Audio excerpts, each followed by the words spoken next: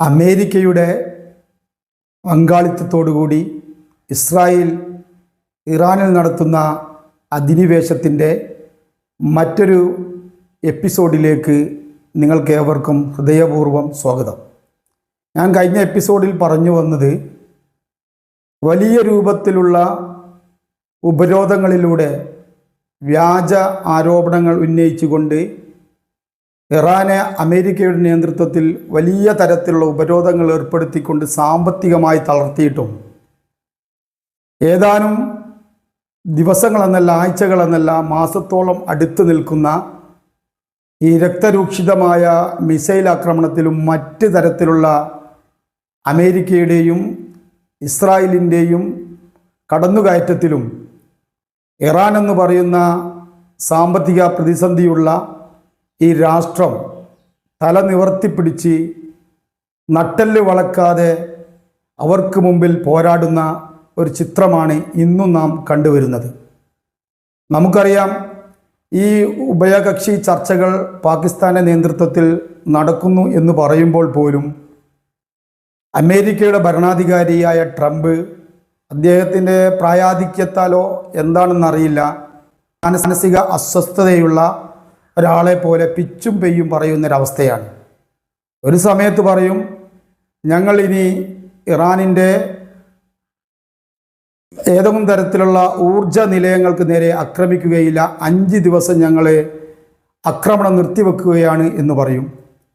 അതേ സമയത്ത് തന്നെ പറയും, ഇറാൻ്റെ എല്ലാ ആയുധങ്ങളും നശിപ്പിച്ച് ഞങ്ങൾ വിജയത്തിനരികെയാണ്, അതുകൊണ്ട് തന്നെ ഞങ്ങൾ യുദ്ധം നിർത്താൻ ആലോചിക്കുകയാണെന്ന് പറയും.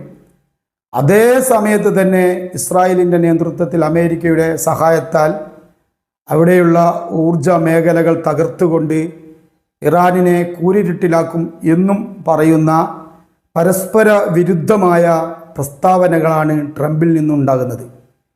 ഈ സാഹചര്യത്തിൽ നമുക്കറിയാം, അമേരിക്ക എന്ന് പറയുന്ന രാഷ്ട്രം മർക്കടമഷ്ടി ഉപയോഗപ്പെടുത്തിക്കൊണ്ട് മറ്റു രാഷ്ട്രങ്ങളെ അധീനതയിൽ കൊണ്ടുവന്ന് അവരുടെ വ്യാപാര താല്പര്യങ്ങളും സാമ്പത്തിക താല്പര്യങ്ങളും സംരക്ഷിക്കുന്നതിന് വേണ്ടി ഓരോ രാജ്യങ്ങളെ അവരുടെ ചൊൽപ്പടിക്കകത്ത് കൊണ്ടുവരാനുള്ള വളരെ വലിയ പ്രയത്നമാണ് ട്രംപിൻ്റെ നേതൃത്വത്തിൽ ഇന്ന് നടക്കുന്നത്. കാര്യങ്ങളെ നമുക്ക് വിവേചനാധികാരത്തിൽ മനസ്സിലാക്കാൻ സാധിക്കുന്നില്ല എന്ന് പറയുന്നതിന് പകരം ലോകത്ത് നടക്കുന്ന ഇത്തരം അമേരിക്കയുടെ അധിനിവേശത്തെ നമ്മൾ ചെറുക്കുകയും അതോടൊപ്പം തന്നെ ഇറാനെ പോലുള്ള രാഷ്ട്രങ്ങൾ അവരുടെ നിലനിൽപ്പിനായി നടത്തുന്ന യുദ്ധത്തെ അല്ലെങ്കിൽ അത്തരത്തിലുള്ള ചെറുത്തുനിൽപ്പിനെ നമുക്ക് അവർക്ക് ഐക്യദാർഢ്യം പ്രഖ്യാപിച്ചുകൊണ്ട് നമ്മൾ മുന്നോട്ട് പോകേണ്ടതായിട്ടുണ്ട്. പിന്നെ ഏറ്റവും വലിയ സമ്പദ്ഘടനയുടെ ഇറാനിലെ കാർഗ് ദ്വീപ്, അതാണ് ഇറാനിൻ്റെ സമ്പദ്ഘടനയുടെ ഏറ്റവും വലിയ ശക്തി എന്നുള്ളത്. ആ കാർഗിനെ ആക്രമിച്ച് കീഴ്പ്പെടുത്തുന്നതിന് വേണ്ടിയുള്ള നടപടികളാണ് ഇന്ന് അമേരിക്കയുടെ ഭാഗത്തു നിന്നുണ്ടാകുന്നത്. അതോടൊപ്പം തന്നെ ഹോർമൂസ് കടലിൻ്റെ ആ കടൽ ചാലിൻ്റെ നിയന്ത്രണം അമേരിക്കയ്ക്ക് വേണമെന്നാണ്. അതിനു വേണ്ടിയുള്ള 10,000-കണക്കിന് പടയാളികളെ നയിച്ചുകൊണ്ടുള്ള കപ്പൽ അമേരിക്കയിൽ നിന്ന് പുറപ്പെട്ടു എന്നാണ് നമ്മൾ മനസ്സിലാക്കുന്നത് വാർത്തകളിലൂടെ. അതോടൊപ്പം തന്നെ ഇറാൻ അതിശക്തമായി മുന്നോട്ട് വരികയും അതിനെതിരെ ശക്തമായ താക്കീത് നൽകുകയും 10 ലക്ഷത്തിൽ പരം കാലാൾപ്പടയെ ഞങ്ങൾ നിങ്ങളെ നേരിടുന്നതിന് വേണ്ടി തയ്യാറാക്കി ഇരിക്കുന്നു എന്ന് പറയുകയും ചെയ്യുന്ന ഒരു രാഷ്ട്രീയ സാഹചര്യത്തിൽ ഈ വർത്തമാന കാലഘട്ടത്തിൽ കൂടുതൽ രക്തരൂക്ഷിതമായ യുദ്ധം നടക്കാനുള്ള സാധ്യതയാണ് വളരെ കൂടുതലായിട്ടുള്ളത്.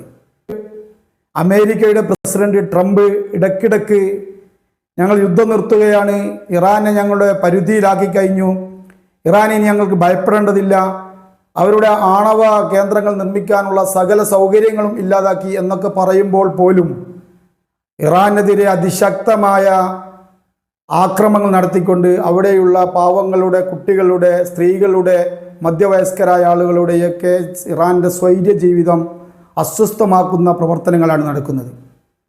ഒട്ടും തന്നെ വിട്ടുകൊടുക്കാതെ ഇറാൻ അതിൻ്റെ പരമാധികാരം സംരക്ഷിക്കുന്നതിന് വേണ്ടിയുള്ള ഭഗീരഥ പ്രയത്നം അവർ നടത്തിക്കൊണ്ടിരിക്കുകയാണ്. ഇറാനിൽ നടക്കുന്ന ചെറിയ തകർച്ച പോലും മീഡിയകൾ റിപ്പോർട്ട് ചെയ്യുമ്പോൾ അമേരിക്കയിലും അതോടൊപ്പം തന്നെ അമേരിക്ക സഹായിക്കുന്ന ഇസ്രായേലിൽ നടക്കുന്ന തകർച്ചയോ മരണമോ അല്ലെങ്കിൽ ഏതെങ്കിലും തരത്തിലുള്ള സാമ്പത്തിക നഷ്ടമോ വേണ്ടത്ര റിപ്പോർട്ട് ചെയ്യപ്പെടുന്നില്ല എന്നാണ് ഞാൻ മനസ്സിലാക്കുന്നത്. അതുപോലെ നമുക്കറിയാം GCC രാഷ്ട്രങ്ങളിലുള്ള അമേരിക്കയുടെ ബേസുകളിൽ താമസിക്കുന്ന സൈനികർക്ക്, അമേരിക്കൻ സൈനികർക്ക് അവിടെ താമസിക്കാൻ പറ്റാത്ത തരത്തിൽ അത്തരം കേന്ദ്രങ്ങളെ തകർത്തു കളഞ്ഞു എന്നാണ് നമ്മൾ മനസ്സിലാക്കുന്നത്. അവർ ഹോട്ടലുകളെയും മറ്റ് അനുബന്ധ സംവിധാനങ്ങളെയും അഭയം പ്രാപിക്കേണ്ട അവസ്ഥയിലേക്ക് എത്തി എന്നാണ് നമ്മൾ മനസ്സിലാക്കുന്നത്.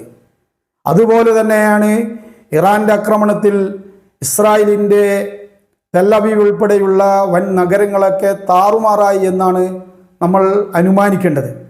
എന്നാൽ വലിയ സെൻസർഷിപ്പിലൂടെ ഇസ്രായേലിൽ നടക്കുന്ന നാശനഷ്ടങ്ങൾ റിപ്പോർട്ട് ചെയ്യപ്പെടാതെ പോകുന്നു എന്നുകൂടി നമ്മൾ തിരിച്ചറിയേണ്ടതുണ്ട്. ഏതായിരുന്നാലും ധർമ്മവും അധർമ്മവും നടത്തുന്ന ധർമ്മം അധർമ്മത്തിനെതിരെ വിജയിക്കേണ്ട അനിവാര്യമായ ഒരു യുദ്ധമാണ് ഈ യുദ്ധം. അതിലേക്ക് അമേരിക്കയും ഇസ്രായേലും നടത്തുന്ന ഇറാൻ്റെ നേരെ നടത്തുന്ന അതിക്രമങ്ങളെ ധാർമ്മികമായി ചോദ്യം ചെയ്യപ്പെടേണ്ടത് നമ്മുടെ ബാധ്യതയാണ് എന്നാണ് എനിക്ക് തോന്നുന്നത്. ഈ വിഷയത്തിൽ എൻ്റെ നിരീക്ഷണം എന്ന് പറയുന്നത് ധർമ്മം ഇറാൻ്റെ ഭാഗത്തും അധർമ്മം ഇസ്രായേലിൻ്റെയും അമേരിക്കയുടെ ഭാഗത്തുമാണ് എന്നാണ് ഞാൻ മനസ്സിലാക്കുന്നത്.